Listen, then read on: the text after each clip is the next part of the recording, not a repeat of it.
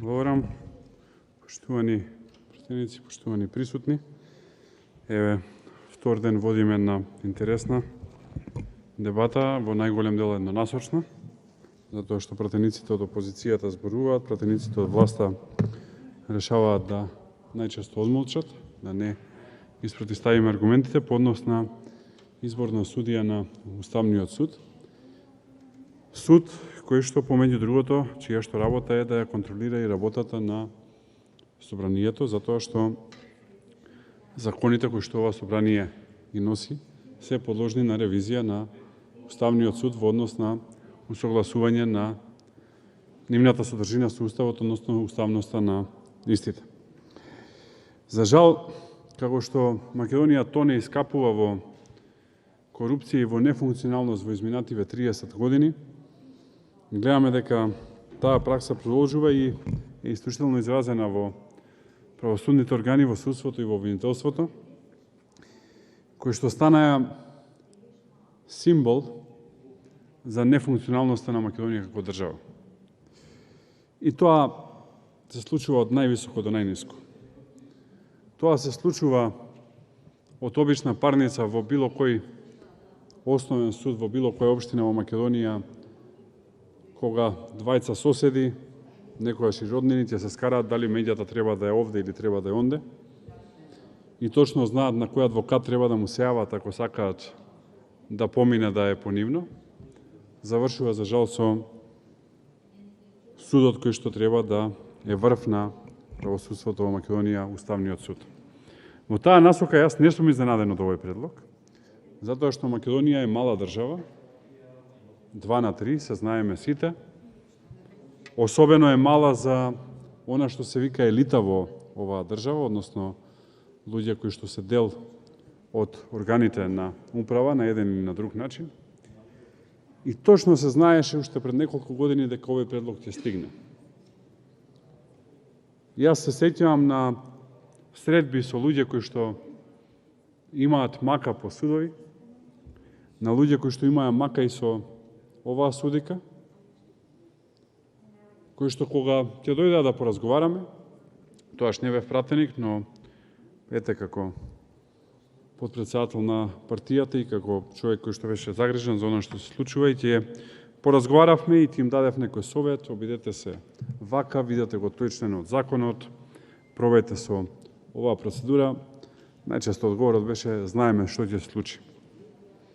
И кога ќе прашав како знаете, ќе кажа па се слуша тоа по ходниците на судот, треба неколку предмети да се завршат и наградата ќе биде. Имаше 2 варијанти, првата беше председател на апелациониот суд, но гледаме таму дека друго решение се случи, близко на фамилијата на власт, со седиште во Струмица. И втората алтернатива беше оваа која што ја гледаме вчера и денес, а тоа е предлог за Уставниот суд.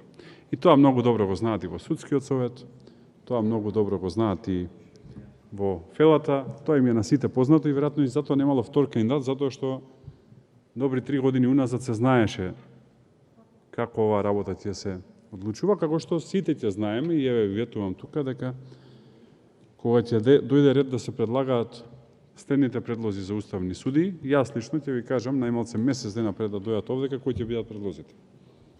И ќе видите дека ќе се поклопат. Тоа е тажната вистина за Македонија.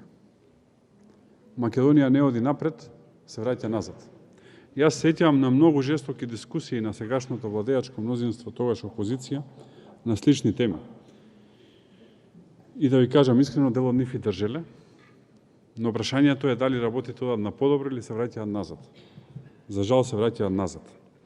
Да е парадоксот најголем, самиот Уставен суд на сопствената веб страна има напишано дека обезбедувањето независност на уставното судство е основно барање што се поставува при решавањето на прашања за состав и начинот на избор на судиите на Уставниот суд, што е нужно на дополнување на начелата за независност на уставното судство од принципите на организација на власт. Меѓутоа, токму на планот на составот, односно преку изборот на судиите на Уставниот суд, покрај на планот на негово финансирање, органите на политичкото одлучување можат да имаат неголемо влијание врз вршењето на уставно-судската функција. Затворен цитат. Ова го пишува на веб страната на Уставниот суд. Самиот Уставен суд признава дека бил а за жал и ќе биде под сериозно политичко влијание, што очигледно никого не загрижува во оваа држава 30 години. Јас се сеќавам, на пример, кога прв пат бев избран за пратеник, тогашната опозиција ни ги рушеше програмските определби од нашата програма преку Уставниот суд. Председателот на државата тогашен, во соработка со тогашниот лидер на опозицијата, односно тогашната председателка на опозицијата, ни ги рушеа законите кои што ние овдека ќе ги изгласаме во собранието преку Уставниот суд, затоа што Уставниот суд во тоа време беше близок на СДСМ, на тогашниот председател на државата Црвенковски и тогашниот лидер на опозицијата. После се промени составот, некако престанаја да ги рушат законите, да бидам доволно самокритичен. Точно, тоа го велам. Јас никогаш не сум дволичен, мисловски, знаете, и затоа вака зборувам отворено. Па гледавме некои чудни одлуки, го гледам Павле Трајанов, тоаш беше во мнозинството, поднесе барање да се преиспита уставноста на одлуката за распуштање на собранието. Значи се собравме ние сами во 2016 година по политички договор направен во Пржино, се договоривме избори дека треба да има април 2016 година. Трнавме во избори, се распуштивме. После тоа излезе СДСМ и каже дека нема да учествува на изборите заради тоа што не е прочистен избирачкиот список, иначе и денес водиме со исти избирачки список и немавме начин. Се поднесе иницијатива која што, пазите, Уставниот суд ја прифати дека волјата на пратениците тука да...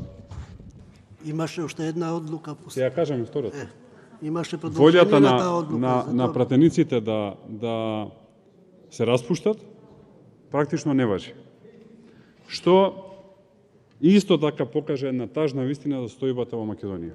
И сега, затоа што и времето е толку, доаѓаме во ситуација кога после вакви негативни примери, кои што еве ги кажувам на двете страни, ние да дојдеме во ситуација да имаме ваков предлог за Уставен суд, судика која што е јасно дека политички носеше пресуди во Македонија. Политички требаше да се отстрелаат поранешниот премиер, поранешниот министер за внатрешни работи, политички требаше да се отстрелаат бројни луѓе, како што и политички требаше на некои луѓе да им се стават дела кои што не ги сториле или ги сториле во помал обем, за да се смени името на оваа држава, да видиме директни, отворени и јасни.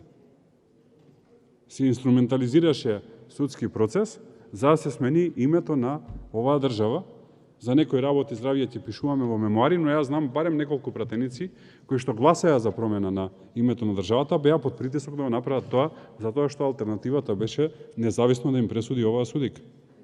И затоа сега представникот на Судскиот совет не зема овде збор да ни објасни како е одбрале нејзе, и разбирам зошто, затоа што и нема што да се каже, затоа што ова е награда за политичко отстрелување на голем број на неистомисленици политички, што ја доведува под сериозна опасност државата и доведува можност за циклични процеси кои што после тоа ќе не носат кон слични одлуки на другата страна, па после вратки од првата страна, па вратки од втората страна, и ние, не знам дали сте свесни, колеги пратеници, се доведовме во ситуација да во моментов Македонија е најполаризирана од било кога.